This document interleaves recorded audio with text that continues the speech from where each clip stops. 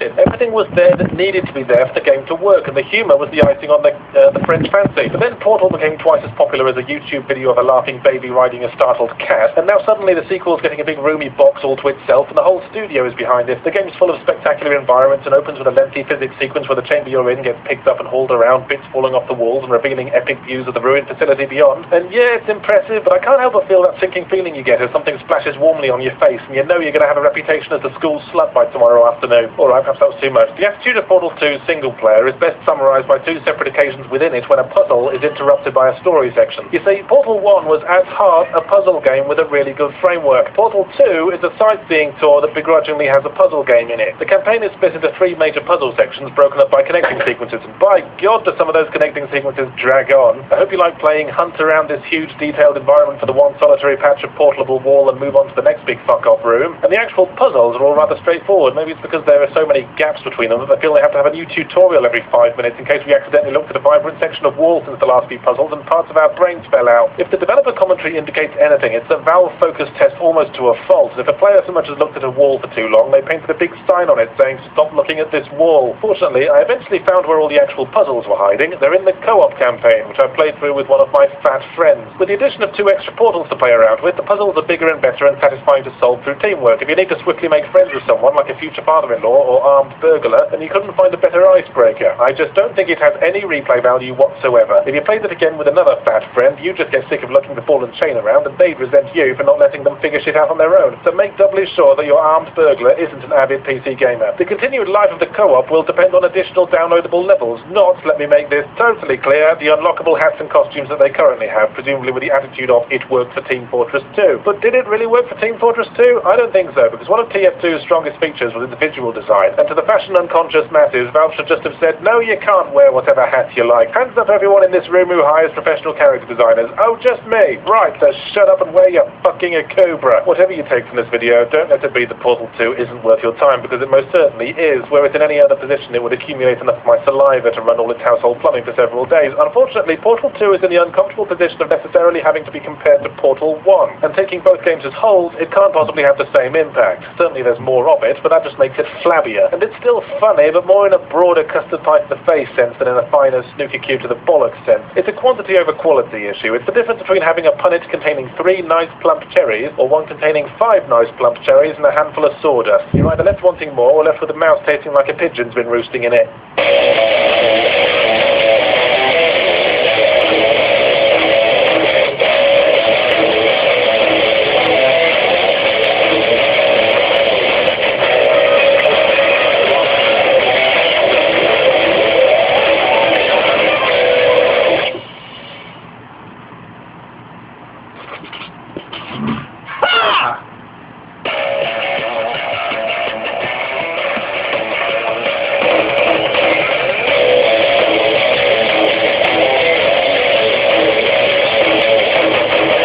About 15 years ago, the biggest problem in shooters was a brazen lack of realism. Look at the Doom Marine, gamers would yell. He glides around at something approximating the land speed record. It's so unrealistic. My immersion is melting down and dribbling out of my ears. And he can carry 15 heavy weapons on his person without herniating his entire spine. It's so unrealistic. And he has perfect aim without having to ram the butt of his gun up his fucking nostrils. It's so unrealistic. And it's fun. It's so unrealistic in this joyless, painful nightmare existence we share. Thank Christ for companies like Epic, the games like Gears of War, that popularized fat space marines trundling between chest-high walls like they're in wheelchairs. But in 2004, a company called People Can Fly shirked modern trends to create Painkiller, a fast, frantic, and shamingly fun evocation of the bygone age, and one of my favorite shooters of all time. Wow, said Epic. You really showed us how it's done, People Can Fly. Why don't you step over here for a second? Come on, don't be shy, we're not going to hurt you. Now, drop the net! Hit them with sticks! Phew, nipped that one in the bud. So now that People Can Fly have been roundly whipped into line, they and Epic Games can bring you Bulletstorm, a game about fat space marines. A small shipful of the chunky bastards are out seeking revenge on the military leader who betrayed them and succeed in downing both him and themselves onto some future equivalent of Butlins that's been taken over by marauding gangs of mutants. And the challenge when analysing the story of Bulletstorm is figuring out just how many litres of piss it's taking. At times, the Central Space Marines are strongly reminiscent of the Republican Space Rangers from GTA 4, all overtly bursting with homoerotic tension and deploying the word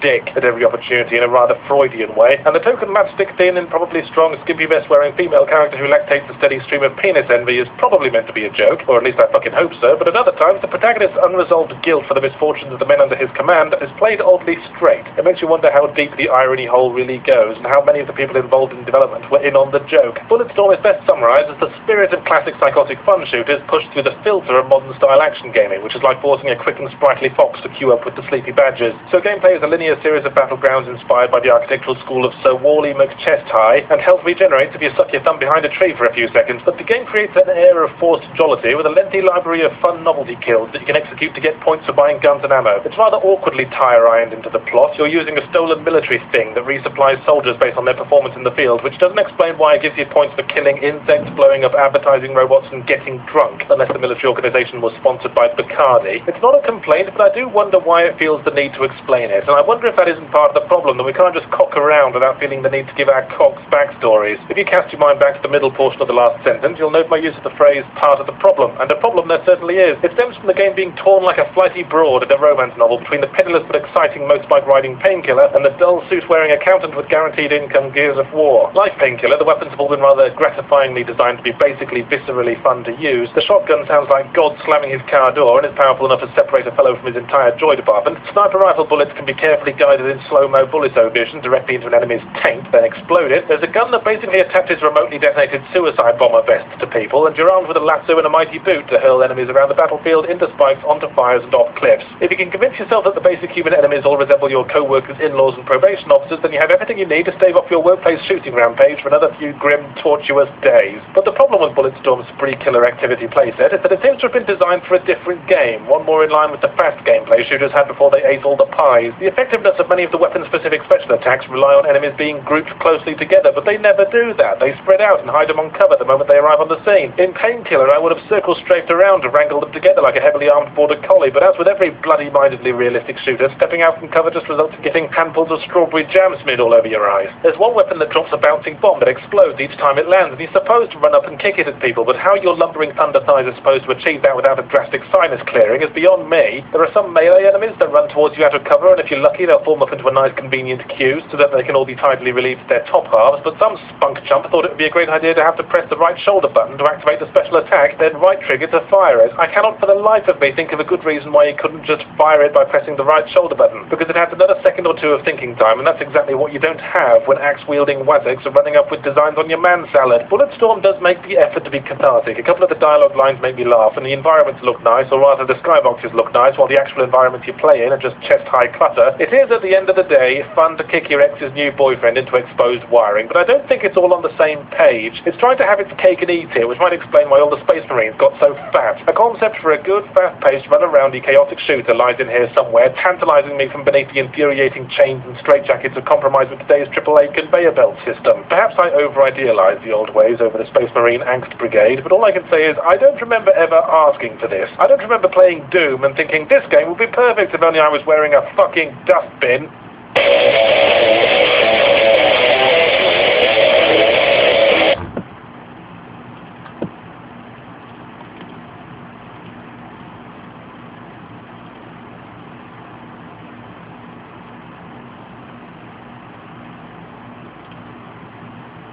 My name is Josh Hadley.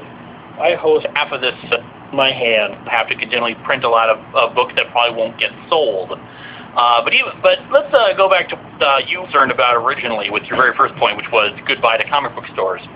Now, I will argue that this is not going to genuinely hurt comic book stores, and here's why. Any comic book store that sells exclusively just comic books and relies upon them for their sole source of revenue is already going to die out.